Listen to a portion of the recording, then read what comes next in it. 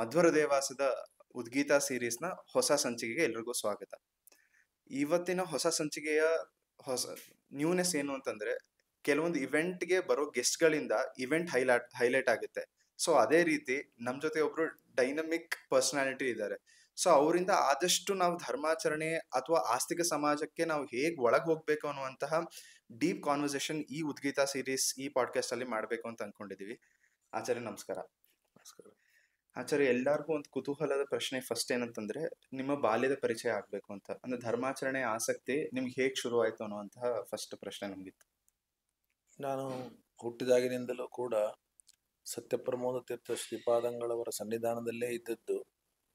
ಮನೆಯಲ್ಲಿ ಇದ್ದದ್ದು ಬಹಳ ಕಡಿಮೆ. ಶಾಲೆಗೆ 2 ವರ್ಷನೋ 3 ವರ್ಷ ಮಾತ್ರ ನಾನು ಹೋಗಿದ್ದೇನೆ.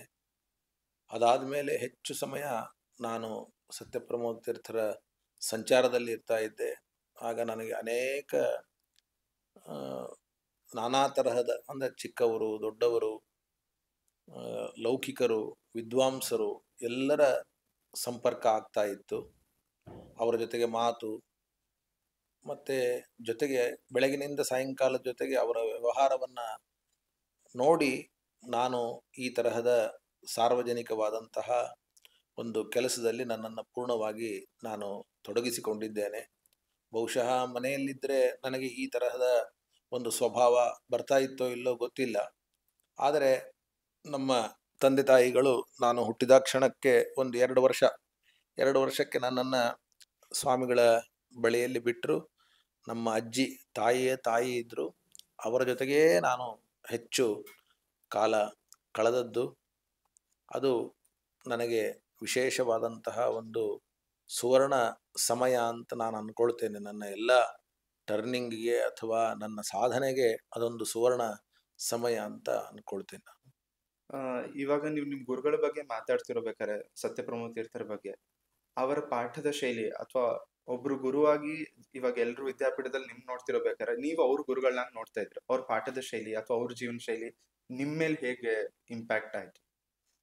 ನಾನು ಚಿಕ್ಕವನಿದ್ದಾಗಲಿಂದಲೂ ಅವ್ರ ಜೊತೆಗಿದ್ದೆ. ಮಂತ್ರ ಸ್ತೋತ್ರಗಳನ್ನು ಕೂಡ ಕಾರ್ನಲ್ಲಿ ಕೂತಾಗ, ಪ್ರಯಾಣ ಮಾಡುವಾಗ, ಪ್ರದಕ್ಷಿಣೆ ನಮಸ್ಕಾರ ಮಾಡುವಾಗ, ಹೀಗೆ ಒಂದು ಕಡೆ ಕೂತ್ಕೊಂಡು ಪಾಠ ಅಂತ ನನಗೆ ದೊಡ್ಡ ದೊಡ್ಡ ಗ್ರಂಥಗಳಾಗಿರಬಹುದು. ಆದರೆ ಸಣ್ಣ ಸಣ್ಣ ಗ್ರಂಥಗಳ ಎಲ್ಲ ಪಾಠಗಳಕ್ಕಿಂತ ಹೆಚ್ಚಾಗಿ ನನಗೆ ಧಾರ್ಮಿಕವಾದ ಪ್ರಜ್ಞೆ, ಪೂಜೆ ಮಾಡಬೇಕು, ಉಪವಾಸ ಮಾಡಬೇಕು, ಸದಾಚಾರಿಗಳಾಗಿರಬೇಕು, ಯಾವುದೇ ಕಾರಣಕ್ಕೂ ಕೂಡ ನಾವು ಆಚಾರದಲ್ಲಿ ಧರ್ಮದಲ್ಲಿ ಕನ್ಸಿಷನ್ ತೋರಿಸಬಾರದು. ಎಷ್ಟು ಸಾಧ್ಯವೋ ಅಷ್ಟು ಕಷ್ಟಪಟ್ಟು ನಾವು ಧರ್ಮವನ್ನು ಆಚರಣೆ ಮಾಡಬೇಕು ಅನ್ನೋದನ್ನು ಅವರು ನಮಗೆ ಪಾಠದಕ್ಕಿಂತ ಹೆಚ್ಚಾಗಿ ಹೇಳಿಕೊಟ್ಟಿದ್ದಾರೆ. ಪಾಠ ಅದನ್ನು ನಾವು ಹೆಚ್ಚು ಕಲ್ತಿದ್ದೇವೋ ಬಿಟ್ಟಿದ್ದೇವೋ ಗೊತ್ತಿಲ್ಲ. ಆದರೆ ಅವರು ಹೇಳಿರುವಂತಹ ಆಚಾರಗಳನ್ನು ಮಾತ್ರ ಗಟ್ಟಿಯಾಗಿ ನಾವು ಉಳಿಸಿಕೊಂಡಿದ್ದೇವೆ. ಜೊತೆಗೆ ಅವರು ದೇವರ ಪೂಜೆ ಬಗ್ಗೆ ಬಹಳ ಅವರಿಗೆ ಇಷ್ಟ. ಅದಕ್ಕೆ ಅವರು ದೇವರ ಪೂಜೆಯನ್ನು ಯಾವತ್ತೂ ಕೂಡ ಬಿಡಬೇಡ ಅಂತೊಂದು ಆಜ್ಞೆಯನ್ನು ಮಾಡಿದ್ದಾರೆ. ಆದ್ದರಿಂದ ನಾನು ಅವತ್ತಿನಿಂದ ಇವತ್ತಿನವರೆಗೂ ಕೂಡ ಎಂತಹ ಸಂದರ್ಭ ಇದ್ದರೂ ಕೂಡ, ಅನೇಕ ಸಂದರ್ಭಗಳು, ಅವುಗಳನ್ನೆಲ್ಲ ಹೇಳಲಿಕ್ಕೆ ಸಾಧ್ಯ ಇಲ್ಲ, ಅಂತಹ ಸಂದರ್ಭದಲ್ಲಿಯೂ ಕೂಡ ನಾನು ದೇವರ ಪೂಜೆಯನ್ನು ಬಿಟ್ಟಿದ್ದಿಲ್ಲ. ಅದಕ್ಕೆ ಅವರ ಮಾತು, ಅವರ ಅನುಗ್ರಹವೇ ಅದಕ್ಕೆ ಕಾರಣ ಅಂತನ್ನುವುದಾಗಿ ತಿಳಿತೇನೆ. ಇವಾಗ ಎಲ್ರಿಗೂ ನನಗೂ ಒಂದು ಕುತೂಹಲದ ಪ್ರಶ್ನೆ ಅಂದರೆ, ಸತ್ಯಧ್ಯಾನರ ಪ್ರಭಾವ ನಿಮ್ಮ ಪರಿವಾರದ ಮೇಲೆ ಆಗಿರುತ್ತೆ. ಆದ್ರೆ ನಿಮಗೆ ಸತ್ಯಧ್ಯಾನ ಅಂತ ಹೆಸರಿಡುವಂತ ಹಿಂದಿರ ಒಂದು ಕಾರಣ ಏನಿತ್ತು ಅಂತ? ನಾನು ಕರ್ಜಗಿ ಅಂತ ಹಾವೇರಿಯ ಜಿಲ್ಲೆಯಲ್ಲಿ ಹುಟ್ಟಿದವನು. ಅಂತಹ ಕರ್ಜಗಿಯಲ್ಲಿ ನಾನು ಹುಟ್ಟುವಂತಹ ಸಂದರ್ಭದಲ್ಲಿ ನಮ್ಮ ತಾಯಿಯ ತಾಯಿ, ಅವ್ವನವರು ಅಂತ ಕರೀತಾರೆ, ಅವರು ಆ ಪ್ರಸವದ ಸಮಯ, ಆಗ ಯಾವ ಹಾಸ್ಪಿಟಲ್ ಯಾವುದೂ ಇರಲಿಲ್ಲ, ಮನೆಯಲ್ಲಿಯೇ. ಅಂತಹ ಸಂದರ್ಭದಲ್ಲಿ ಅವರಿಗೆ ವಿಶೇಷವಾಗಿ ಸತ್ಯಧ್ಯಾನ ತೀರ್ಥರ ಒಂದು ದರ್ಶನ ಆಯಿತು ಅವರಿಗೆ. ನಾನು ಹುಟ್ಟುವ ಸಂದರ್ಭದಲ್ಲಿ ಅವರು ಹೇಳಿದ ಮಾತು, ಅದಕ್ಕೆ ಸತ್ಯಧ್ಯಾನರ ಅನುಗ್ರಹ ಈ ಹುಡುಗನ ಮೇಲೆ ಪೂರ್ಣ ಆಗಲಿ ಅಂತ ತಿಳಿದುಕೊಂಡು ಸತ್ಯಧ್ಯಾನ ಅಂತ ನಮ್ಮ ಅಜ್ಜಿಯೇ ನಾಮಕರಣ ಮಾಡಿದ್ದು ಅಂತ ನಾನು ಅವರ ಬಾಯಿಂದ ಅನೇಕ ಬಾರಿ ಕೇಳಿದ್ದೆ. ಆಚಾರ್ಯ, ಈಗ ಮುಂದೆ ಹೋಗೋದಾದ್ರೆ ಬೆಂಗಳೂರು ಉತ್ತರಾದಿ ಮಠಕ್ಕೆ ಸೀಮಿತವಾದಂತ 2 ಪ್ರಶ್ನೆ ಇದೆ. ಒಂದು ಏನು ಅಂತಂದ್ರೆ, ಮುಂಚೆ ಇಲ್ಲಿದ್ದು ಜಯತೀರ್ಥರ ಮೃತಿಕಾ ಬೃಂದಾವನ ಸನ್ನಿಧಾನ ಹಾಗೂ ಇನ್ನ ಇಬ್ಬ ಗುರುಗಳ ಸನ್ನಿಧಾನ ಇತ್ತು. ನರಸಿಂಹದೇವರ ಪ್ರತಿಷ್ಠೆ ಅದು ಹೇಗೆ ಅದ ಐಡಿಯಾ ಬಂತು, ಹೇಗೆ ಡಿಸೈಡ್ ಆಯ್ತು ಅಂತ ಎಲ್ಲರಿಗೊಂದು ಪ್ರಶ್ನೆ ಇದೆ. ಬೆಂಗಳೂರಿನಲ್ಲಿ ಈ ಮಠ, ಇದಕ್ಕೆ ಸಂಬಂಧಪಟ್ಟಂತಹ ಸ್ಥಳ, ಇದನ್ನೆಲ್ಲವನ್ನು ಕೂಡ ಸಂಪಾದನೆ ಮಾಡಿದವರು ಸತ್ಯಧ್ಯಾನಪಾದಂಗಳವರು. ಸತ್ಯಧ್ಯಾನ ತೀರ್ಥ ಶ್ರೀಪಾದಂಗಳವರು ಈ ಸ್ಥಳವನ್ನು ತೆಗೆದುಕೊಂಡು ಅಲ್ಲಿ ಒಂದು ಪ್ರಾಣದೇವರನ್ನು ಪ್ರತಿಷ್ಠಾಪನೆ ಮಾಡಿದ್ರು. ಆ ಪ್ರಾಣದೇವರ ಪ್ರತಿಷ್ಠಾಪನೆ ಆದ ಮೇಲೆ ಸತ್ಯಪ್ರಮೋದ ತೀರ್ಥರು ಬಂದು ಅಲ್ಲಿ ಕೇವಲ ಪ್ರಾಣದೇವರು ಬೇಡ, ಒಬ್ಬ ಗುರುಗಳು ಇರಬೇಕು ಅಂತ ರಘುತ್ತಮ ತೀರ್ಥ ಶ್ರೀಪಾದಂಗಳವರ ಮೃತ್ತಿಕಾ ಬೃಂದಾವನವನ್ನ ಸ್ಥಾಪನೆ ಮಾಡಿದರು. ಆಗಿನ ಕಾಲದಲ್ಲಿ ಜನಸಂಖ್ಯೆ ಬಹಳ ಕಡಿಮೆ, ಎಲ್ಲರೂ ಕೂಡ ತಮ್ಮ ತಮ್ಮ ಮನೆಯಲ್ಲಿಯೇ ಕಾರ್ಯಕ್ರಮಗಳನ್ನು ಮಾಡ್ಕೊಳ್ತಾ ಇದ್ರು. ಆದರೆ ಇವತ್ತಿನ ಪ್ರಕಾರ ಕಾರ್ಯಕ್ರಮಗಳೆಲ್ಲವೂ ಕೂಡ ಮನೆಯಲ್ಲಿ ಆಗ್ಲಿಕ್ಕೆ ಸಾಧ್ಯ ಇಲ್ಲ. ಅದಕ್ಕೋಸ್ಕರವಾಗಿ ಜನರ ಸಂಖ್ಯೆ, ಅದರಲ್ಲಿಯೂ ನಮ್ಮ ಮಠದ ಶಿಷ್ಯರ ಸಂಖ್ಯೆ ಜಾಸ್ತಿ ಆಯಿತು. ಅದಕ್ಕೆ ಒಂದು ದೊಡ್ಡದಾದ ಕಟ್ಟಡ ನಿರ್ಮಾಣ ಆಗಬೇಕು. ಹಳೆ ಕಟ್ಟಡದಲ್ಲಿ ಈ ಎಲ್ಲ ಜನರಿಗೂ ಕೂಡ ಅನುಕೂಲ ಮಾಡ್ಲಿಕ್ಕೆ ಆಗಲ್ಲ ಅಂತ ಸ್ವಾಮಿಗಳ ವಿಚಾರ. ಆಗ ನಮ್ಮೆಲ್ಲರ ತಲೆಯಲ್ಲಿ ಬಂದದ್ದು, ಈ ಸ್ಥಳವನ್ನು ತೆಗೆದುಕೊಂಡು ಸರಿಯಾಗಿ 100 ವರ್ಷ ಆಗಿತ್ತು. ಅದಕ್ಕೆ 100 ವರ್ಷದ ಸವಿನೆನಪು ಶತಮಾನೋತ್ಸವ ಭವನ ಅಂತ ಒಂದು ನಿರ್ಮಾಣ ಮಾಡಬೇಕು. ನಿರ್ಮಾಣ ಮಾಡಿದಾಗ ಮತ್ತೆ ಬರೀ ಬೃಂದಾವನಗಳು, ಜಯತೀರ್ಥರು, ರಘುತ್ತಮರು ಇಷ್ಟೇ ಇದ್ರೆ ಅದಕ್ಕೆ ಮೆರಗು ಬರೋದಿಲ್ಲ. ದೇವಸ್ಥಾನ ಆಗಬೇಕು. ದೇವಸ್ಥಾನ ಆದಮೇಲೆ ಗುರುಸ್ಥಾನ. ಕೇವಲ ಗುರುಗಳು ಕೂಡ ತಮ್ಮನ್ನೊಬ್ಬರನ್ನೇ ಪ್ರತಿಷ್ಠಾಪನೆ ಮಾಡಿದರೆ ಅವರು ಒಪ್ಪೋದಿಲ್ಲ. ಎಲ್ಲೇ ನೋಡಿ, ಯಾವುದೇ ಮಠ ನೋಡಿ, ಅಲ್ಲಿ ಭಗವಂತ, ವಾಯುದೇವರು, ಅನಂತರದಲ್ಲಿ ಗುರುಗಳು, ಇದೇ ಕ್ರಮ ಇದೆ. ಕೇವಲ ಗುರುಗಳು ಅಂತನ್ನೋದನ್ನು ನಾವು ಎಲ್ಲೂ ನೋಡ್ಲಿಕ್ಕೆ ಸಾಧ್ಯ ಇಲ್ಲ. ಹಾಗಾದರೆ ಪ್ರಧಾನವಾಗಿ ಯಾವ ದೇವರನ್ನ ಇಲ್ಲಿ ತರಬೇಕು ಅಂತ ಆ ಸಂದರ್ಭದಲ್ಲಿ ನಮ್ಮ ಪರಮ ಪೂಜ್ಯ ಸತ್ಯಾತ್ಮತೀರ್ಥ ಶ್ರೀಪಾದಂಗಳವರು ಹೊಳೆ ನರಸೀಪುರದಲ್ಲಿ ಇದ್ರಾಗ ಸುಮಾರು 3-4 ತಿಂಗಳಕ್ಕಿಂತ ಹೆಚ್ಚು ಕಾಲ ಅಲ್ಲಿ ಇದ್ರು. ಇಸವಿ ನನಗೆ 2009 ಏನೋ ನೆನಪಾಗ್ತಾ ಇಲ್ಲ, 8-9. ಆ ಸಂದರ್ಭದಲ್ಲಿ ಈ ಕಟ್ಟಡದ ನಿರ್ಮಾಣದ ವಿಚಾರ ತುಂಬಾ ಜಾಸ್ತಿಯಾಗಿ ನಡೀತಾ ಇತ್ತು. ಆಗಿದ್ದಕ್ಕಿದ್ದಂಗೆ ಅಲ್ಲಿ ಹೊಳೆ ನರಸೀಪುರ ಅಂತ, ಅಂದ್ರೆ ನರಸಿಂಹದೇವರ ಕ್ಷೇತ್ರ, ಸತ್ಯಧರ್ಮ ತೀರ್ಥರು ಸಾಧನೆ ಮಾಡಿದಂತಹ ಕ್ಷೇತ್ರ. ಅಂತಹ ನರಸಿಂಹದೇವರ ಕ್ಷೇತ್ರದಲ್ಲಿ ಸ್ವಾಮಿಗಳು ಸುಮ್ಮನೆ ವಿಚಾರ ಮಾಡುವಾಗ ನರಸಿಂಹದೇವರ ಒಂದು ಪ್ರತಿಷ್ಠಾಪನೆ ಆಗಬೇಕು ಅಂತ ಅವರಿಗೆ ಸ್ವಯಂ ಆಗಿ ಪ್ರೇರಣೆ ಆಯಿತು. ಅಲ್ಲಿಯ ಹೊಳೆ ನರಸೀಪುರದ ನರಸಿಂಹದೇವರೇ ನನ್ನನ್ನು ನೀವು ಪ್ರತಿಷ್ಠಾಪನೆ ಮಾಡಿ ಅಂತ ಸ್ಮರಣೆ ಆದದ್ದಕ್ಕೆ, ಬರೀ ಅಷ್ಟೇ ಅಲ್ಲ, 6 ಅಡಿ ಎತ್ತರದ್ದು ಅಂತ ಅದು ಕೂಡ ಅವರಿಗೆ ವಿಶೇಷವಾಗಿ ಸೂಚನೆ ಆಗಿದೆ. ಆ ಸೂಚನೆ ಆದ ನಿಮಿತ್ತ ಅದನ್ನು ಸ್ವಾಮಿಗಳು ಹೇಳಿದರು. ನಾವು ಆ ತರಹದ 6 ಅಡಿಯ ಒಂದು ದೊಡ್ಡ ನರಸಿಂಹದೇವರನ್ನ ಕಂಚಿಯಲ್ಲಿ ಹೋಗಿ ಸುಮಾರು 1.5 ವರ್ಷಗಳ ಕಾಲ ಅದರ ಬಗ್ಗೆ ವಿಶೇಷವಾಗಿ ಎಲ್ಲ ಶಿಲ್ಪಶಾಸ್ತ್ರ, ಪ್ರತಿಮಾಶಾಸ್ತ್ರಗಳನ್ನು ನೋಡಿ ನಿರ್ಮಾಣವನ್ನು ಮಾಡಿದ್ದೇವೆ. ಜೊತೆಗೆ ನಮ್ಮ ಭಾರತದಲ್ಲಿ ಎಷ್ಟು ನರಸಿಂಹದೇವರ ಕ್ಷೇತ್ರಗಳಿದೆಯೋ ಆ ಎಲ್ಲ ನರಸಿಂಹದೇವರ ಕ್ಷೇತ್ರಗಳಿಗೂ ಹೋಗಿ ಅಲ್ಲಿರುವಂತಹ ಮೃತ್ತಿಕೆಯನ್ನ ಸಂಗ್ರಹ ಮಾಡಿ, ಅಲ್ಲಿರುವ ವಿಶೇಷತೆ ಏನಿದೆ ಅದನ್ನೆಲ್ಲ ಸಂಗ್ರಹ ಮಾಡಿ ಆ ನರಸಿಂಹದೇವರ ಕೆಳಗೆ, ಅಂದರೆ ಕೇವಲ ಪ್ರತಿಮೆಯನ್ನು ಮಾತ್ರ ಸ್ಥಾಪನೆ ಮಾಡದೆ ನಮ್ಮ ಭಾರತದ ಎಲ್ಲ ನರಸಿಂಹ ಕ್ಷೇತ್ರಗಳ ಒಂದು ವಿಶೇಷವಾದಂತಹ ಸನ್ನಿಧಾನ ಬರಬೇಕು ಅನ್ನೋದಕ್ಕೆ ನಾವು ಅಲ್ಲಿಯ ಮೃತ್ತಿಕೆ ಇರಬಹುದು, ಅಥವಾ ಕಟ್ಟಿಗೆ ಇರಬಹುದು, ಅಥವಾ ಅಲ್ಲಿಯ ಕಲ್ಲಿರಬಹುದು, ಮಣ್ಣಿರಬಹುದು, ಎಲ್ಲವನ್ನೂ ಕೂಡ ತಂದು ಕೆಳಗೆ ಇಟ್ಟು ಅನಂತರದಲ್ಲಿ ನರಸಿಂಹದೇವರ ಪ್ರತಿಮೆಯನ್ನು ನಾವು ಸ್ಥಾಪನೆ ಮಾಡಿದ್ದೇವೆ. ಇದು ನರಸಿಂಹದೇವರ ಸ್ಥಾಪನೆಯ ಹಿನ್ನೆಲೆ. ಇದು ಬೆಂಗಳೂರು ಜನರದ ಒಂದು ಅದೃಷ್ಟ. ಇದೆ ಎಲ್ಲಾ ಕ್ಷೇತ್ರಗಳಿಗೆ ಅವ್ರಿಗೂ ಹೋಗಕ್ ಆಗದೆ ಇದ್ರು ಕೂಡ ಒಂದು ಬಾರಿ ಇಲ್ಲಿ ಬೆಂಗಳೂರು ಉತ್ತರಾದಿ ಮಠಕ್ಕೆ ಬಂದ್ರೆ ಅದೆಲ್ಲಾ ಕ್ಷೇತ್ರಗಳ ಒಂದು ದರ್ಶನ ಆಗ್ಬೋದು, ಆಗತ್ತೆ. ಇನ್ನು ಒಂದು ಪ್ರಶ್ನೆ ಅದೇ ರೀತಿ ಇದೆ ಎಲ್ರಿಗೂ. ಎಲ್ಲಾ ಗುರುಗಳ ಮೂಲವೃಂದಾನ ಸನ್ನಿಧಾನಕ್ಕೆ ಎಷ್ಟೊಂದು ಜನಕ್ಕೆ ವಯಸ್ಸಾಗಿರುತ್ತೆ ಅಥವಾ ಹೋಗಕ್ಕೆ ಆಗದೆ ಇರೋ ಕಾರಣದಿಂದಾಗಿ ಬೆಂಗಳೂರು ಉತ್ತರಾದಿ ಮಠ ಮತ್ತೆ ಅದೇ ರೀತಿಯಿಂದ ಎಲ್ರನ್ನೂ ಸೆಳೆಯುತ್ತೆ. ಎಲ್ಲ 40ಕ್ಕಿಂತ ಹೆಚ್ಚು ಜನಗಳ ಹೆಚ್ಚು ಎತ್ತಿಗಳ ಮೃತಿಕಾ ವೃಂದನ ಸನ್ನಿಧಾನ ಇದೆ. ಈ ಐಡಿಯಾ ಹೇಗ್ ಬಂತು? ಸ್ವಾಮಿಗಳು ಈ ಮಠ ನಿರ್ಮಾಣ ಮಾಡಬೇಕಾದ್ರೆ ಅವರು ಇದು ನಮಗೆ ಮೂಲ ಮಠ ಅಂತಂದ್ರೆ ಈಗ ನಮಗೆ ಆಡಳಿತದ ಒಂದು ಕಚೇರಿ ಅದು ಈಗ ಬೆಂಗಳೂರಾಗಿದೆ. ಒಬ್ಬೊಬ್ಬ ಸ್ವಾಮಿಗಳ ಕಾಲದಲ್ಲಿ ಒಂದೇ ನಿಯಮಿತವಾದಂತಹ ಕಚೇರಿ ಇಲ್ಲ. ಈಗ ಉಡುಪಿ ಅನ್ನೋದು ಒಂದು, ಹಾಗೆ ಒಬ್ಬೊಬ್ಬರಿಗೆ ಒಂದು ನಿಯಮಿತವಾದಂತಹ ಒಂದು ಸ್ಥಳ ಇದೆ. ಆದರೆ ಉತ್ತರಾದಿ ಮಠದ ಒಂದು ಪೀಠಕ್ಕೆ ಒಂದು ನಿಯಮಿತವಾದ ಸ್ಥಳ ಇಲ್ಲ. ಆ ಸ್ವಾಮಿಗಳು ಯಾವುದನ್ನ ಸೆಲೆಕ್ಟ್ ಮಾಡ್ಕೊಳ್ತಾರೆ ಅಥವಾ ಅದನ್ನು ಆರಿಸಿಕೊಳ್ತಾರೆ ಅಂಥದ್ದು ಅವರಿಗೆ ಮೂಲ ಸ್ಥಳ ಆಗ್ತದೆ. ದೊಡ್ಡ ಸ್ವಾಮಿಗಳು ಹೊಸಪೇಟೆಯನ್ನೇ ಮೂಲ ಸ್ಥಳ ಅಂತ ಮಾಡಿಕೊಂಡಿದ್ರು. ಅಲ್ಲೇ ಆಡಳಿತ ಕಚೇರಿ ಇತ್ತು, ಅಲ್ಲೇ ಎಲ್ಲವನ್ನು ಕೂಡ ಅವರು ನಡೆಸ್ತಾ ಇದ್ರು. ಅದಕ್ಕಿಂತ ಹಿಂದೆ ಸತ್ಯಧರ್ಮ ತೀರ್ಥರು ಹೊಳೆ ನರಸೀಪುರವನ್ನ ಆರಿಸಿಕೊಂಡಿದ್ದರು, ಸತ್ಯಧ್ಯಾನ ತೀರ್ಥರು ತಿರುಪತಿಯನ್ನ ಆರಿಸಿಕೊಂಡಿದ್ದರು. ಹೀಗೆ ಒಬ್ಬೊಬ್ಬ ಸ್ವಾಮಿಗಳು ತಮಗೆ ಯಾವುದು ಒಂದು ಮುಖ್ಯ ಕಚೇರಿ ಅಂತ ಮಾಡಿಕೊಂಡಿರ್ತಾರೆ. ಆದರೆ ನಮ್ಮ ಪರಮ ಪೂಜ್ಯ ಈಗಿನ ಸ್ವಾಮಿಗಳು ಬೆಂಗಳೂರನ್ನೇ ಪ್ರಧಾನವಾದ ಕಚೇರಿ ಅಂತ ಇಟ್ಕೊಂಡದ್ದಕ್ಕೆ ಈ ಪ್ರಧಾನವಾದ ಮಠ ಇದು. ಉಳಿದೆಲ್ಲ ಬ್ರಾಂಚಸ್, ಅದೆಲ್ಲ ಶಾಖೆಗಳು. ಇದು ಪ್ರಧಾನ ಮಠ.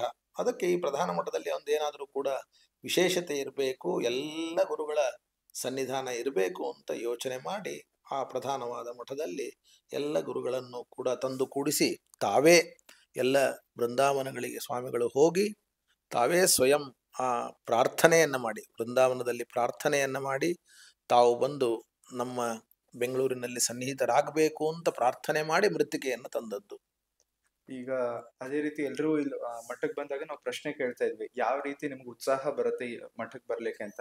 ಅವ್ರೆಲ್ರೂ ಚಿಕ್ಕ ಹುಡುಗರಿಂದ ವಯಸ್ಸಾದವ್ರು ಎಲ್ಲರೂ ಅದನ್ನೇ ಹೇಳ್ತಾ ಇದ್ರು. ನನಗೆ ತಿರ್ಕೊಲೂರಿಗೆ ಕಷ್ಟ ಆಯ್ತು ಹೋಗ್ಲಿಕ್ಕೆ, ಆರಾಧನೆ ಟೈಮಲ್ಲಿ ಬೆಂಗಳೂರಿಗೆ ಬರ್ತೀನಿ, ಸತ್ಯಸಂದ್ರ ಆರಾಧನೆ ಅಲ್ಲಿಗೂ ಹೋಗ್ಲಿಕ್ಕೆ ಆಗಲ್ಲ, ಮತ್ತೆ ಉತ್ತರಾದಿ ಮಠಕ್ಕೆ ಬರ್ತೀನಿ. ಈ ರೀತಿ ಎಲ್ಲಾ ಆರಾಧನೆಗಳನ್ನು ಇಲ್ಲಿ ಒಂದ್ಸಲಿ ಮಾಡೋದ್ರಿಂದ ಜನರಿಗೆ ಆ ಸ್ವಾಮಿಗಳ ಮೇಲೆ ಇನ್ನ ಭಕ್ತಿ ಜಾಸ್ತಿ ಆಗುತ್ತೆ. ಅದೇ ದಿನ ಅವ್ರ ಬಗ್ಗೆ ಪ್ರವಚನ ಮಠದಲ್ಲಿ ನಡೆಯುತ್ತಿರ್ಬೇಕಾದ್ರೆ ಅವ್ರ ಬಗ್ಗೆ ಹೆಚ್ಚು ನಮಗೆ ಗೊತ್ತಾಗುತ್ತೆ.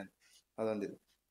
ಮಾಡ್ತಾ ಇದ್ದೀವಿ ಎಲ್ಲ ಆರಾಧನೆಗಳನ್ನು, ಪ್ರತಿಯೊಂದು ಆರಾಧನೆಗಳನ್ನು ಮಾಡ್ತೇವೆ, ಅಲಂಕಾರವನ್ನು ಮಾಡ್ತೇವೆ. ಸಾಯಂಕಾಲ ವಿಶೇಷವಾಗಿ ಚರಿತ್ರೆಯ ಉಪನ್ಯಾಸವೂ ಕೂಡ ನಡೀತದೆ. ಮುಂದಿನ ಸೆಗ್ಮೆಂಟ್ ನಮ್ದಿದ್ದು ಒಂದು ಕ್ಷೇತ್ರ ಪರಿಚಯದ ಬಗ್ಗೆ ಮಾತಾಡ್ತಿದ್ವಿ. ಬೆಂಗಳೂರಿನಲ್ಲಿ ಫಸ್ಟ್ ಉತ್ತರಾದಿ ಮಠ ಆಗಿದ್ದು ಚಿಕ್ಕಪೇಟೆಯಲ್ಲಿ ಅನ್ನೋದು ಒಂದು ವಾಡಿಕೆ ಇದೆ. ಸೊ ಆ ಕ್ಷೇತ್ರದ ಬಗ್ಗೆ ಹೇಳೋದಾದ್ರೆ ಪ್ರಾಣದೇವರ ಬಗ್ಗೆ ಮತ್ತೆ ವಿಶೇಷತೆ. ಬಸವನಗುಡಿ ಎಲ್ಲ ಅನಂತರದಲ್ಲಿ ಆದಂತಹ ಬಡಾವಣೆ. ಬೆಂಗಳೂರಿನ ಮೊದಲ ಬಡಾವಣೆ ಅಂತಂದ್ರೆ ಆ ಕಡೆನೆ ವ್ಯಾಸರಾಜ ಮಠ, ರಾಘವೇಂದ್ರ ಸ್ವಾಮಿ ಮಠ, ಅಷ್ಟೇ ಯಾಕೆ ಶೃಂಗೇರಿ ಮಠವೂ ಕೂಡ ಅಲ್ಲೇ ಇದ್ದದ್ದು. ಈಗ ವ್ಯಾಸರಾಜ ಮಠ, ರಾಘವೇಂದ್ರ ಸ್ವಾಮಿಗಳ ಮಠ ಮತ್ತೆ ಶೃಂಗೇರಿ ಮಠ ಹೊಸದಾಗಿ ಇಲ್ಲಿ ನಿರ್ಮಾಣ ಆಯಿತು. ಆದರೆ ಮೊಟ್ಟ ಮೊದಲು ಸುಮಾರು ನಾನು 300-350 ವರ್ಷಗಳ ಹಿಂದಿನ ಮಾತು ಹೇಳ್ತಾ ಇದ್ದೇನೆ. ಆ 350 ವರ್ಷದ ಹಿಂದೆ ನಮ್ಮ ಮಠದ ಬಲಭಾಗಕ್ಕೆ, ಎಡಭಾಗಕ್ಕೆ ವ್ಯಾಸರಾಜ ಮಠ, ಮತ್ತೆ ಬಲಭಾಗಕ್ಕೆ ಮುಂದಿನ ಭಾಗಕ್ಕೆ ರಾಯರ ಮಠ. ಹೀಗೆ 3 ಮಠಗಳು ಕೂಡ ಒಟ್ಟಿಗೆ ಪ್ರಾಚೀನ ಮಠ ಅಂತ ನಾವು ಅದನ್ನು ಅವತ್ತಿನಿಂದಲೂ ವ್ಯವಹಾರ ಮಾಡ್ಕೊಂಡು ಬಂದಿದ್ದೇವೆ. ಇದಕ್ಕೆ ನಾವು ಬರೀ 100 ವರ್ಷ ಆಯಿತು ಬಸವನಗುಡಿ ಮಠಕ್ಕೆ. ಆದರೆ ಅದು 400 ವರ್ಷಗಳ ಹಿಂದಿನ ಒಂದು ಸತ್ಯಧರ್ಮತೀರ್ಥ ಶ್ರೀಪಾದಂಗಳವರ ಕಾಲದಲ್ಲಿ ಆಗಿದ್ದು. ಅವರ ಕಾಲದಲ್ಲಿ ತುಂಬ ದೊಡ್ಡದಾದಂತಹ ಸ್ಥಳ ಇತ್ತು. ಅಲ್ಲಿ ಮುಖ್ಯ ಪ್ರಾಣದೇವರನ್ನು ಪ್ರತಿಷ್ಠಾಪನೆ ಮಾಡಿದರು. ಅದಕ್ಕೆ ನಮ್ಮ ರಾಜರು ಕೊಟ್ಟದ್ದು, ಮೈಸೂರು ರಾಜರು ಕೊಟ್ಟದ್ದು. ಆ ಮೈಸೂರು ರಾಜರು ಆ ಸ್ಥಳವನ್ನು ಕೊಡುವಾಗ ನಿಮಗೆ ಇದನ್ನು ದೇವಸ್ಥಾನ ನಡೆಸಬೇಕು, ಇದಕ್ಕೊಂದು ಹೊಲ ಕೊಡ್ತೇವೆ ಅಂತ ಇವತ್ತಿನ ಬಾನಸವಾಡಿ ಅಂತ ಕರಿತೇವೆ. ಆ ಬಾನಸವಾಡಿಯಲ್ಲಿ ಇವತ್ತಿಗೂ ಕೂಡ ಹೊಲ ಇತ್ತು, ಅದು ನಮ್ಮ ಕೈ ತಪ್ಪಿ ಹೋಗಿದೆ ಈಗ. ಅಂತಹ ಬಾನಸವಾಡಿಯಲ್ಲಿ ಒಂದು 5 ಎಕರೆ ಈ ಮುಖ್ಯ ಪ್ರಾಣದೇವರ ಹೆಸರಲ್ಲಿ ಹೊಲ. ಹೀಗೆ ಅದೊಂದು ಸತ್ಯಧರ್ಮತೀರ್ಥರು ಪ್ರತಿಷ್ಠಾಪನೆ ಮಾಡಿದ ಪ್ರಾಚೀನ ಉತ್ತರಾದಿ ಮಠ ಬೆಂಗಳೂರದ್ದು ಅಂತ ನಾವು ಅದನ್ನು ಈಗ ಹೇಳ್ತೇವೆ. ಇವತ್ತಿಗೂ ಕೂಡ ವಿಶೇಷವಾಗಿ ಅಲ್ಲಿ ಸನ್ನಿಧಾನ, ಪೂರ್ಣವಾದ ಪ್ರಾಣದೇವರ ಸನ್ನಿಧಾನ ಇದೆ. ಅದೇ ರೀತಿ ಅಲ್ಲಿ ಪ್ರಾಣದೇವರ ಮುಂದೆ ಇರುವಂತಹ ಶೇಷದೇವರು ಪ್ರಾಣದೇವರಾಗಿ ಅದೇನು ಸಮಸ್ಯೆ ಇಲ್ಲ. ಅದೇನು ಅದೇ ರೀತಿ ಅಲ್ಲಿರುವಂತಹ ಶೇಷದೇವರು ಪ್ರಾಣದೇವರಾಗಿ ತನ್ನಿಂತಾನೇ ಕಲ್ಲು ಚೇಂಜ್ ಆಗ್ತಾ ಇದೆ. ಸೊ ಅದ್ರ ಬಗ್ಗೆ ಹೇಳೋದಾದ್ರೆ ಇತ್ತೀಚಿನ ವರ್ಷದಲ್ಲಿ ಒಂದು 10 ವರ್ಷಗಳಲ್ಲಿ ನಾವು ಗಮನಿಸ್ತಾ ಇದ್ದೇವೆ. ಆ ಶೇಷದೇವರು ಮೊದಲಿದ್ದದ್ದನ್ನು ನೋಡಿದ್ದೇವೆ. ಈಗ ಅದು ಮುಖ್ಯ ಪ್ರಾಣದೇವರ ಮುಖದಂತೆ ಆಗ್ತಾ ಇರೋದನ್ನು ಕೂಡ ನೋಡ್ತಾ ಇದ್ದೇವೆ. ಅದೊಂದು ವಿಚಿತ್ರ ಅಂತ ಇಷ್ಟು ಹೇಳ್ಬೋದು ಅಷ್ಟೇ. ಮುಂದಿನ ಸೆಗ್ಮೆಂಟ್ ಆಚಾರ್ಯ, ಎಲ್ರಿಗೂ ಯುವಕರಲ್ಲಿರುವಂತಹ ಒಂದು ಪ್ರಧಾನವಾದಂತಹ ಒಂದು ಪ್ರಶ್ನೆ ಇದು. ಈಗ ಸಂಧ್ಯಾವನ ಮಾಡೋಬೇಕಾದ್ರೆ ಅರ್ಘ್ಯಕ್ಕೆ ಸಪರೇಟ್ ಒಂದು ಪಾತ್ರೆ ಇಟ್ಕೊಂಡಿರ್ತೀವಿ. ಸೊ ಆಚಮನ ಮಾಡೋಕೆ ಒಂದು ಪಾತ್ರೆ ಇರುತ್ತೆ, ಅರ್ಘ್ಯಕ್ಕೆ ಒಂದು ಪಾತ್ರೆ ಇದ್ದಾವೆ. ಸೊ ಸೂರ್ಯಾಂತರ್ಗತ ನಾರಾಯಣನಿಗೆ ಕೊಡೋ ಅರ್ಘ್ಯದ ಮಹತ್ವ ಏನು ಅಂತ? ಅದೇ, ಪ್ರತಿ ದಿವಸವೂ ಕೂಡ ಯಾರು ಉಪನೀತರಾದವರು ಇರ್ತಾರೆ, ಬ್ರಾಹ್ಮಣರು, ಅವರಿಗೆ ಸಂಧ್ಯಾವಂದನೆ ಅನ್ನೋದು ಪ್ರಧಾನ ಕರ್ತವ್ಯ. ನಮ್ಮ ಬ್ರಾಹ್ಮಣ್ಯ ಉಳಿಯೋದೇ ಸಂಧ್ಯಾವಂದನೆಯಲ್ಲಿ. ಸಂಧ್ಯಾವಂದನೆಯಲ್ಲಿ 3 ಪ್ರಧಾನವಾದ ಅಂಗ: ಒಂದು ಅರ್ಘ್ಯ ಪ್ರದಾನ, ಒಂದು ಜಪ, ಇನ್ನೊಂದು ಸೂರ್ಯೋಪಸ್ಥಾನ ಅಂತ. ಈ ಅರ್ಘ್ಯ ಪ್ರದಾನ ಅಂತನ್ನುವಂಥದ್ದು, ನಾವು ಭಗವಂತ ನಮಗೆ ಸೂರ್ಯನನ್ನು ಕೊಟ್ಟು ಸೂರ್ಯನ ಮುಖಾಂತರ ಪ್ರಕಾಶ, ಇವತ್ತು ನಾವು ಲೈಟ್ ಇದೆ ಅಂತ ತಿಳ್ಕೊಂಡಿದ್ದೇವೆ. ಈ ಲೈಟ್ ಬಂದದ್ದು ಸೂರ್ಯನಿಂದಲೇ, ಇಲ್ಲದ್ರೆ ಬರ್ಲಿಕ್ಕೆ ಸಾಧ್ಯ ಇಲ್ಲ. ಅಂತಹ ಸೂರ್ಯನಿಗೆ ಅಥವಾ ಸೂರ್ಯಾಂತರ್ಗತ ನಾರಾಯಣನಿಗೆ ನಾವು ಒಂದು ತರಹದ ಕೃತಜ್ಞತೆ, ಉಪಕಾರ ಸ್ಮರಣೆ, ಆ ದೃಷ್ಟಿಯಲ್ಲಿ 3 ಅರ್ಘ್ಯಗಳನ್ನು ಕೊಡುವಂತಹ ಒಂದು ಸಂಪ್ರದಾಯ ಬಂದಿದೆ. ಈಗ ಮುಂದಿಂದು ಅಂದ್ರೆ ಎಲ್ಲರೂ ಟೆಕ್ನಿಕಲ್ ಕ್ವಶನ್ ಅಂತಲ್ಲ ಆ ಥರ. ಈಗ ದೇವರ ಪೂಜೆಯಲ್ಲಿ ಕಂಪಲ್ಸರಿ ಆಗಿರುವಂಥದ್ದು ಒಂದು ಶ್ರೀಗಂಧದ ಸಮರ್ಪಣೆ. ಶ್ರೀಗಂಧ ನೇರ್ಸಾದ್ಮೇಲೆ ಮತ್ತೆ ಅದನ್ನ ನಾವು ಧಾರಣೆ ಮಾಡ್ಕೋತೀವಿ. ಮತ್ತೆ ಅಕ್ಷಯ ತೃತೀಯ ದಿನ ಶ್ರೀಗಂಧಕ್ಕೆ ಬಹಳ ಇಂಪಾರ್ಟೆನ್ಸ್ ಇದ್ದಿದ್ದೇ ಇದೆ. ಸೊ ಶ್ರೀಗಂಧದ ಇಂಪಾರ್ಟೆನ್ಸ್ ಏನು ಅಂತ? ಗಂಧ ಅಂತನ್ನೋದು ಅದು ತಂಪಿನ ಸಂಕೇತ. ದೇವರಿಗೆ ಎಷ್ಟು ಸೇವೆಗಳನ್ನು ಸಲ್ಲಿಸಿದರೂ ಕೂಡ ಕಡಿಮೆ. ಅದರಲ್ಲಿ ಗಂಧದ ಸೇವೆಯು ಕೂಡ ಒಂದು. ಸಾಣೇಕಲ್ಲಿನಲ್ಲಿ ಲಕ್ಷ್ಮೀದೇವಿಯ ಸನ್ನಿಧಾನ, ಗಂಧದಲ್ಲಿಯೂ ಕೂಡ ವಿಶೇಷವಾಗಿ ಆ ಗಂಧ, ಅದನ್ನು ನಾವು ಎಷ್ಟು ತೈತೇವೆ ಅಷ್ಟು ವಿಶೇಷವಾದ ಯಾತ್ರೆಯನ್ನು ಮಾಡಿದ ಫಲ. ನಾವು ಹೀಗೆ ಒಂದು ಸುತ್ತು ಪ್ರದಕ್ಷಿಣೆ ಅಥವಾ ಒಂದು ಸುತ್ತು ಯಾತ್ರೆ ಮಾಡಿ ಬಂದರೆ ಏನು ಫಲವೋ, ಹಾಗೆ ದೇವರಿಗೆ ಸಮರ್ಪಣೆ ಮಾಡುವಂತಹ ಗಂಧವನ್ನು ತೈಯುವಾಗ ನಮ್ಮ ಕೈಯನ್ನು ಹೀಗೆ ಮಾಡಿದರೆ ಅದಕ್ಕೆ ಒಂದು ಯಾತ್ರೆ ಮಾಡಿದಂತಹ ಫಲ ಇದೆ. ಆ ಗಂಧ ಅಂತನ್ನೋದು ಬಹಳ ಅಪರೂಪದ ವಸ್ತು. ಅದರ ಒಂದು ಅಭಿಪ್ರಾಯ, ಗಂಧದ ಚಕ್ಕೆ ತಾನು ಸವಿದು ದೇವರ ಪಾದವನ್ನು ಸೇರ್ತದೆ, ತಾನು ಸವಿದು ದೇವರ ಪಾದವನ್ನು ಸೇರ್ತದೆ. ಹಾಗೆ ನಾವು ಕೂಡ ನಮ್ಮ ಶರೀರವನ್ನು ಸವಿಸಬೇಕು, ಸೇವೆ ಮಾಡುವ ಮೂಲಕವಾಗಿ ಸವಿಸಬೇಕು. ಬರೀ ಆಲಸ್ಯಗಳಾಗಿ ಏನು ಕೆಲಸ ಮಾಡದೇನೆ ತಿಂದು ಉಂಡು ತಿರುಗುವುದಲ್ಲ. ನಾವು ಕೂಡ ಜನರ ಸೇವೆ, ಭಗವಂತನ ಸೇವೆ, ಗುರುಗಳ ಸೇವೆ, ಜ್ಞಾನಿಗಳ ಸೇವೆ, ಸಮಾಜದ ಸೇವೆ, ರಾಷ್ಟ್ರದ ಸೇವೆ, ಈ ಸೇವೆಯನ್ನು ಮಾಡುವ ಮೂಲಕ ನಮ್ಮ ಶರೀರವನ್ನು ಸವಿಸಿದರೆ ಆಗ ನಮಗೆ ಪುಣ್ಯವೆನ್ನುವಂತಹ ಗಂಧ ಬರುತ್ತೆ. ಈ ಚಕ್ಕೆಯನ್ನು ತೆಗೆದಾಗ ಗಂಧ ಬಂದರೆ ನಮ್ಮ ಶರೀರವನ್ನು ಸವಿಸಿದರೆ ಆವಾಗ ಪುಣ್ಯ ಎನ್ನುವ ಗಂಧ ಬರ್ತದೆ. ಅದನ್ನು ದೇವರಲ್ಲಿ ಸಮರ್ಪಣೆ ಮಾಡಬೇಕು. ಇದು ಗಂಧದ ಸಮರ್ಪಣೆಯ ವೈಶಿಷ್ಟ್ಯ. ಮುಂದೆ ಇನ್ನೊಂದು ಪ್ರಶ್ನೆ, ನಿಮ್ಗೆ ವೈಯಕ್ತಿಕವಾಗಿ ಹೇಗೆ ಅನ್ಸುತ್ತೆ, ಇವಾಗಿರುವ ಯುವಕರಲ್ಲಿ ಅವ್ರ ಡೈಲಿ ಲೈಫ್ ಆಗಿರಲಿ ಅಥವಾ ಅವ್ರ ಆಚರಣೆಗಳಾಗಿರ್ಲಿ ಅಥವಾ ಅವ್ರು ನೋಡಿದಾಗ ನಿಮ್ಗೆ ಇದೊಂದು ಬದಲಾವಣೆ ಆಗ್ಬೇಕು ಪ್ರಾಮಾಣಿಕವಾಗಿ ಅವರಲ್ಲಿ ಅನ್ಸೋದಾದ್ರೆ ಯಾವ ರೀತಿ ನಾವು ಬದಲಾವಣೆ ಆಗ್ಬೇಕು ಇಂಥ ಏರಿಯಾಸ್ ಅಲ್ಲಿ ಅಥವಾ ಇಂಥ ಪಾಯಿಂಟ್ಸ್ಗಳಲ್ಲಿ ಅಂತ? ಈಗ ಸದ್ಯಕ್ಕಂತೂ ತುಂಬಾ ಬದಲಾವಣೆ ಆಗಿದೆ ಅಂತ ನನಗನ್ನಿಸ್ತಾ ಇದೆ. ಈಗ ಒಂದು 15 ವರ್ಷ 20 ವರ್ಷದ ಹಿಂದೆ ನೋಡಿದಾಗ ಆಗಿನ ಒಂದು ಚಿತ್ರವೇ ಬೇರೆ ಇತ್ತು, ಇವತ್ತಿನ ಚಿತ್ರವೇ ಬೇರೆ ಇದೆ. ನನಗೆ ನನ್ನ ಕಣ್ಣಿಗೆ ಕಂಡಂತೆ ಸುಮಾರು ಜನ ಬದಲಾವಣೆ ಆಗಬೇಕು ನಿಜ, ಆದರೆ ಬದಲಾವಣೆ ಬಹಳ ಆಗಿದೆ. ಬಹಳ ಜನ ಈ ಮಾರ್ಗದಲ್ಲಿ ಇದ್ದಾರೆ. ಅವರೇನು ಸಂಧ್ಯಾವಂದನೆ ಮಾಡೋದು ಬೇಡ, ಜಪ ಮಾಡೋದು ಬೇಡ, ಆದರೆ ಅವರು ಬಹಳ ಧಾರ್ಮಿಕವಾದ ಮಾರ್ಗದಲ್ಲಿ ತುಂಬ ಜನ ನನಗೆ ಗೊತ್ತಿದ್ದ ಹಾಗೆ ಬರ್ತಾ ಇದ್ದಾರೆ. ಬೇರೆ ಕಡೆ ಏನೋ ಗೊತ್ತಿಲ್ಲ. ಆದರೆ ಬೆಂಗಳೂರಿನಲ್ಲಂತಲೂ ಬೆಂಗಳೂರಿನ ನಾನು ವಿಚಾರ ಮಾಡಿದರೆ ಬೆಂಗಳೂರಿನಲ್ಲಿ ಸುಮಾರು ನನಗೆ 50% ಅಂತ ಅನಿಸುತ್ತೆ.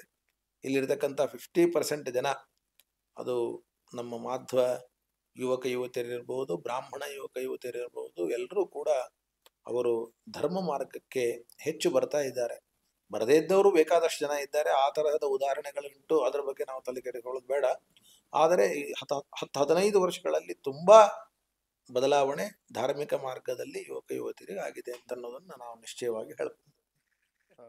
ಬೆಂಗಳೂರು ಉತ್ತರಾದಿ ಕಾರ್ಯಕ್ರಮ ಆಗ್ತಿರ್ಬೇಕಾದ್ರೆ ಸುಮಾರು ಜನ ಹೇಳಿರುವಂತದ್ದು, ಕೆಲವು 15-20 ವರ್ಷಗಳಲ್ಲಿ ಸತ್ಯನಾರಾಯಣಾಚಾರ್ಯರು ತಗೊಂಬಂದಂತಹ ಒಂದು ಟ್ರಾನ್ಸ್ಫಾರ್ಮೇಶನ್ ಎಷ್ಟೋ ಜನರಲ್ಲಿ ಒಂಥರ ಧಾರ್ಮಿಕವಾಗಿ ಅವ್ರು ತುಂಬಾ ಬದಲಾವಣೆ ಆಗಿದ್ದಾರೆ ಅಂತ ಎಷ್ಟೊಂದು ಜನದ ಅಭಿಪ್ರಾಯ ಇದೆ. ಹೇಗೆ ಅಂತಂದ್ರೆ, ಒಂದು ಅದೇ ರೀತಿ ಹೇಳಿದ್ರು, ಒಬ್ಬೊಬ್ರು ಬೆಂಗಳೂರು ಉತ್ತರಾದಿ ಮಠದಿಂದ ತುಂಬಾ ದೂರ ಇರ್ತಾರೆ. ಆದ್ರೆ ನೀವು ಈ ಮಟ್ಟದ ಪರಿಚಯ ಮಾಡಿ ಇಲ್ಲಿ ನಡೆಯುವ ಆಚರಣೆಗಳು ಅಥವಾ ಇಲ್ಲಿ ನಡೆಯುವ ಆರಾಧನೆಗಳು ಇದ್ರ ಬಗ್ಗೆ ಎಲ್ಲ ನೀವು ಅವ್ರು ಪರಿಚಯ ಕೊಟ್ಟ ಮೇಲೆ ಅವ್ರು ಇಲ್ಲೇ ಬರ್ತಾರೆ. ಎಷ್ಟೇ ದೂರ ಆದ್ರೂ ಇಲ್ಲಿ ಬರ್ತಾರೆ.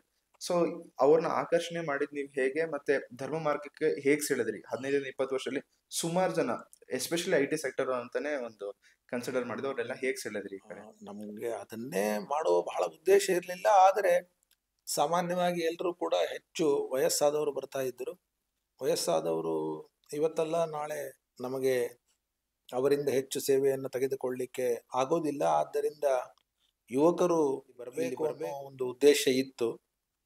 ಆ ಕಾರಣದಿಂದ ನಾವು ಈ ನರಸಿಂಹದೇವರ ಒಂದು ಪ್ರತಿಷ್ಠಾಪನೆ ಸಂದರ್ಭದಲ್ಲಿ ಅಥವಾ ಚಾತುರ್ಮಾಸ್ಯದ ಸಂದರ್ಭದಲ್ಲಿ ವಿಶೇಷವಾಗಿ ನಾವು ಮೀಟಿಂಗನ್ನು ಕರಿತಾ ಇದ್ದದ್ದು, ಏನಾದರೂ ಕಾರ್ಯಕ್ರಮ ಮಾಡಲಿಕ್ಕೆ ಮೀಟಿಂಗನ್ನು ಕರಿತಾ ಇದ್ದದ್ದು ಯುವಕರನ್ನೇ ಕರಿತಾ ಇದ್ವಿ. ಅವರು ಬರಲಿ ಬಿಡಲಿ, ಯುವಕರನ್ನೇ ನಾವು ಹೆಚ್ಚು ಮುಂದೆ ಮಾಡಿಕೊಂಡು ನೀವೇ ಮಾಡಬೇಕು, ನಿಮ್ಮದೇ ಜವಾಬ್ದಾರಿ ಇದು.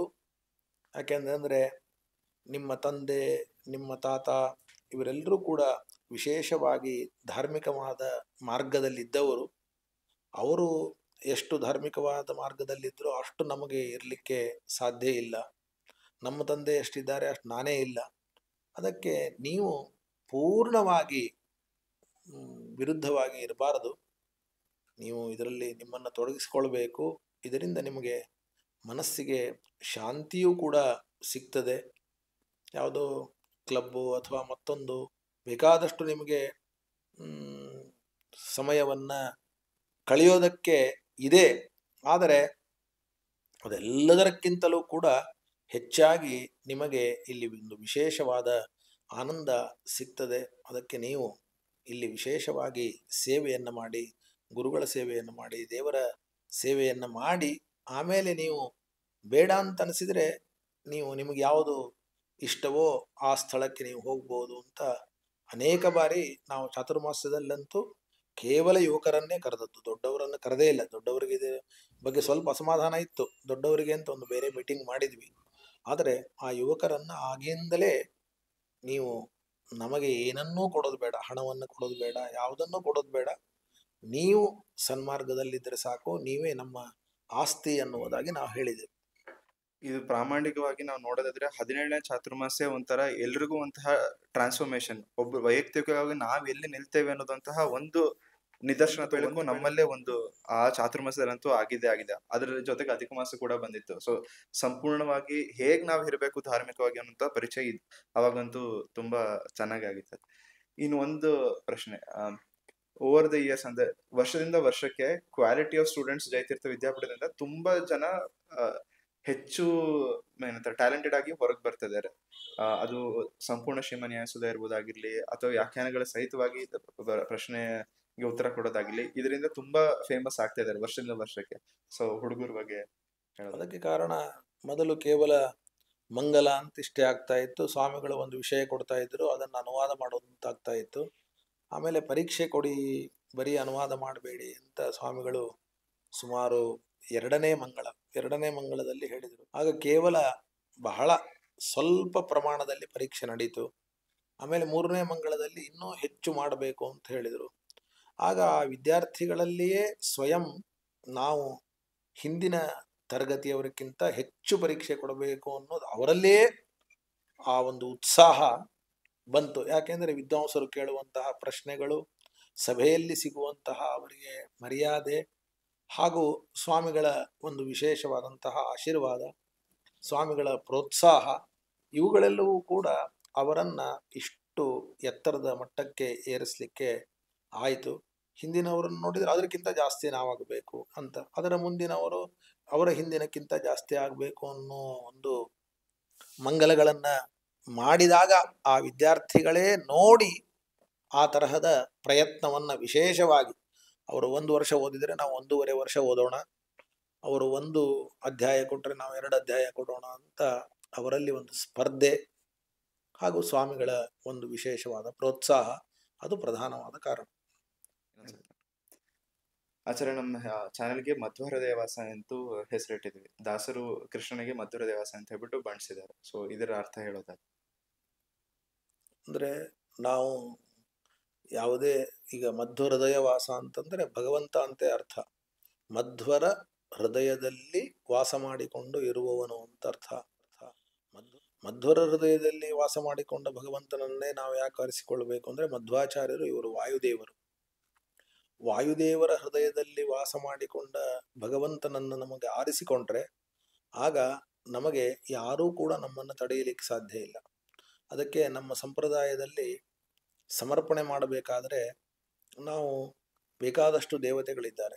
ಯಾವ ದೇವತೆಗಳಲ್ಲಿಯೂ ಕೂಡ ಅಂತರ್ಯಾಮಿಯಾದ ಪರಮಾತ್ಮ ಅಂತ ಸಮರ್ಪಣೆ ಮಾಡೋದಿಲ್ಲ. ಭಾರತೀರಮಣ ಮುಖ್ಯ ಪ್ರಾಣಾಂತರ್ಗತ ಅಂತ ಹೇಳ್ತೇವೆ. ಯಾಕೆ ಮುಖ್ಯ ಪ್ರಾಣಾಂತರ್ಗತ ಅಂತ ಹೇಳಬೇಕು? ರುದ್ರಾಂತರ್ಗತ ಅಂತ ಹೇಳಿ, ಇಂದ್ರಾಂತರ್ಗತ ಅಂತ ಹೇಳಿ, ಚಂದ್ರಾಂತರ್ಗತ, ಸೂರ್ಯಾಂತರ್ಗತ, ಬೇಕಾದಷ್ಟು ದೇವರುಗಳಿದೆಯಲ್ಲ ಅಂತಂದರೆ ಅದಕ್ಕೆ ನಮಗೆ ಉಪನಿಷತ್ತು ಕೊಡುವಂತಹ ಕಾರಣ, ಆ ವಾಯುದೇವರ ಹೃದಯದಲ್ಲಿ ಇರುವ, ಮಧ್ವರ ಹೃದಯದಲ್ಲಿ ವಾಸ ಮಾಡಿಕೊಂಡು ಇರುವಂತಹ ಭಗವಂತ, ಇವನನ್ನ ನಾವು ಉಪಾಸನೆಯನ್ನು ಮಾಡಿದರೆ ಅಥವಾ ಅವನ ಹೆಸರನ್ನು ನಾವು ಇಟ್ಟುಕೊಂಡ್ರೆ ಆಗ ನಮಗೆ ಯಾವುದೇ ತರಹದ ವಿಘ್ನಗಳು ಬರುವುದಿಲ್ಲ. ಹಿಂದೆ ದೇವತೆಗಳು ಒಂದು ಬಾರಿ ದೈತ್ಯರಿಂದ ಸೋತ್ಬಿಟ್ರಂತೆ. ದೈತ್ಯರಿಂದ ಸೋತಾಗ ಏನು ಮಾಡೋದಿನ್ನ, ದೇವರ ಉಪಾಸನೆ ಮಾಡಬೇಕು, ದೇವರೇ ನಮ್ಮನ್ನು ಗೆಲ್ಲಿಸ್ತಾನೆ. ಹಾಗಾದರೆ ದೇವರಂದರೆ ಡೈರೆಕ್ಟಾಗಿ ದೇವರನ್ನಂತೂ ಮಾಡ್ಲಿಕ್ಕೆ ಆಗೋದಿಲ್ಲ, ಯಾರಾದರೂ ಒಬ್ಬರು ಮೀಡಿಯಾ ಬೇಕು. ಅದಕ್ಕೆ ಹಾಗಾದರೆ ನಾವು ಸೂರ್ಯನಲ್ಲಿರುವ ದೇವರನ್ನು ಉಪಾಸನೆ ಮಾಡೋಣ ಅಂತ. ಸೂರ್ಯನಲ್ಲಿರುವ ದೇವರನ್ನು, ಸೂರ್ಯಾಂತರ್ಗತ ಸೂರ್ಯ ಹೃದಯವಾಸನಾದ ಪರಮಾತ್ಮನನ್ನು ಉಪಾಸನೆ ಮಾಡ್ಲಿಕ್ಕೆ ಶುರು ಮಾಡಿದರು. ಮಾಡಿದಾಗ ದೈತ್ಯರಿಗೆ ಗೊತ್ತಾಯಿತು. ದೈತ್ಯರೆಲ್ಲರೂ ಬಂದು ಸೂರ್ಯನನ್ನು ಹಿಡ್ಕೊಂಡ್ಬಿಟ್ರು. ಸೂರ್ಯ ಏನು ಮಾಡ್ಲಿಕ್ಕಾಗಲಿಲ್ಲ. ಆಗ ಅವರ ಪೂಜೆ ನಿಂತು ಹೋಯಿತು. ಅದರಂತೆ ರುದ್ರದೇವರಲ್ಲಿರುವ ಭಗವಂತನನ್ನು ಪೂಜೆ ಮಾಡ್ಲಿಕ್ಕೆ ಹೋದಾಗಲೂ ಬಂದು ಹಿಡ್ಕೊಂಡ್ರು. ಹೀಗೆ ಎಲ್ಲಾ ದೇವತೆಗಳಲ್ಲಿರುವ ಪರಮಾತ್ಮನ ಪೂಜೆ ಮಾಡ್ಲಿಕ್ಕೆ ಹೊರಟಾಗಲೂ ಅಡ್ಡಿಪಡಿಸಿದ್ರು ಅಸುರರು. ಕೊನೆಗೆ ದೇವತೆಗಳು ವಿಚಾರ ಮಾಡಿದ್ರು, ಏನಪ್ಪಾ ಎಲ್ಲಿ ಪೂಜೆ ಮಾಡಿದ್ರು ನಿಂತೋಯ್ದಲ್ಲ. ಅದಕ್ಕೆ ಅವರು ವಿಚಾರ ಮಾಡಿದ್ದು, ಹಾಗಾದರೆ ವಾಯುದೇವರು ಒಬ್ಬರಿದ್ದಾರೆ, ಮುಖ್ಯ ಪ್ರಾಣದೇವರು, ಅವರಲ್ಲಿದ್ದ ಭಗವಂತನನ್ನು ಉಪಾಸನೆ ಮಾಡೋಣ, ಏನಾಗ್ತದೆ ನೋಡೋಣ. ಶುರು ಮಾಡಿದರು. ಆಗ ಮತ್ತೆ ಯಥಾ ಪ್ರಕಾರ ದೈತ್ಯರು ಬಂದು ಆ ವಾಯುದೇವರನ್ನು ನಿಲ್ಲಿಸ್ಲಿಕ್ಕೆ ಪ್ರಯತ್ನ ಮಾಡಿದರು. ಆಗ ಎಲ್ಲ ದೈತ್ಯರು ಕೂಡ ಪುಡಿ ಪುಡಿ ಆದರು ಅಂತ ಹೇಳ್ತಾರೆ. ಅವರನ್ನು ಮುಟ್ಲಿಕ್ಕೆ ಹೋದರೆ ಅದು ಹೇಗೆ ಅಂತಂದ್ರೆ, ಒಂದು ದೊಡ್ಡ ಕಲ್ಲಿನ ಬಂಡೆ ಇದೆ, ಬ್ಯೂಗಲ್ ರಾಕ್, ದೊಡ್ಡ ಕಲ್ಲಿನ ಬಂಡೆ. ಆ ಬಂಡೆಗೆ ಒಂದು ಮಣ್ಣಿನ ಹೆಂಟೆಯನ್ನು ಹಾಕಿದರೆ ಮಣ್ಣಿನ ಹೆಂಟೆ ಪುಡಿ ಪುಡಿ ಆಗ್ತದೆ, ಹೊರತಾಗಿ ಕಲ್ಲಿಗೆ ಏನಾಗೋದಿಲ್ಲ. ಹಾಗೆ ಕಲ್ಲು ಇದ್ದ ಹಾಗೆ ನಮ್ಮ ಮುಖ್ಯ ಪ್ರಾಣದೇವರು ಮತ್ತು ಅವರೇ ಮಧ್ವಾಚಾರ್ಯರು. ಅವರ ಹೃದಯದಲ್ಲಿ ವಾಸ ಮಾಡಿದ ಭಗವಂತನನ್ನ ಇಟ್ಟುಕೊಂಡ್ರೆ ನಾವು ಯಾವ ಅಸುರರ ಉಪಟಳಕ್ಕೆ, ಪಾಪಕ್ಕೆ ಅಥವಾ ವಿಘ್ನಕ್ಕೆ ಗುರಿ ಆಗೋದಿಲ್ಲ ಅನ್ನೋದು ಇದರ ಸಂದೇಶ. ಶ್ರೀಕೃಷ್ಣ.